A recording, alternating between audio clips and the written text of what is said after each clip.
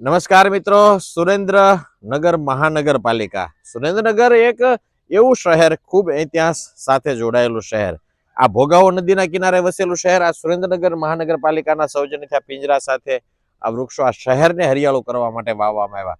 સુરેન્દ્રનગર મહાનગરપાલિકાનો એક એવો અભૂતપૂર્વ પ્રયાસ આમ તમે જોઈ શકો છો. આ ભોગાવો નદીનો કિનારો, ભોગાવા નદીના કિનારે આ શહેર હરિયાળું બને, શહેરની શોભામાં અનેક ગણી વૃદ્ધિ થાય એવા ભાવ સાથે સુરેન્દ્રનગર મહાનગરપાલિકાએ અહીં ખૂબ મોટા પ્રમાણમાં વૃક્ષોનું વૃક્ષારોપણ કરવામાં આવ્યું.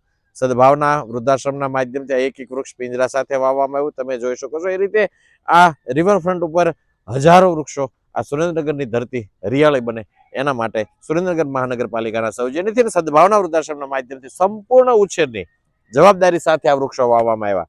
એક એક વૃક્ષને મોટું કરી દેવાની જવાબદારી સદભાવના વૃદ્ધાશ્રમે લીધી છે. સમગ્ર દેશમાં આવો અભિયાન ચાલે, એક જ અભ્યર્થના સાથે વિનંતી કરીએ કે આ સુરેન્દ્રનગર મહાનગરપાલિકાની જેમ આ દેશની દરેક નગરપાલિકાઓ, મહાનગરપાલિકાઓ, શહેરો, ગામડાઓ, રસ્તાઓ, આ દેશના દરેક લોકો આ પ્રકૃતિના મહાઅભિયાનમાં જોડાય. સદભાવના વૃદ્ધાશ્રમનો સમગ્ર ભારતભરમાં 150 કરોડ વૃક્ષો વાવવાનો સંકલ્પ જલ્દીથી ચરિતાર્થ થાય. આ પ્રકૃતિના મહાઅભિયાનમાં જોડાવ. સુરેન્દ્રનગર મહાનગરપાલિકાએ ખૂબ અભૂતપૂર્વ કામગીરી કરી છે.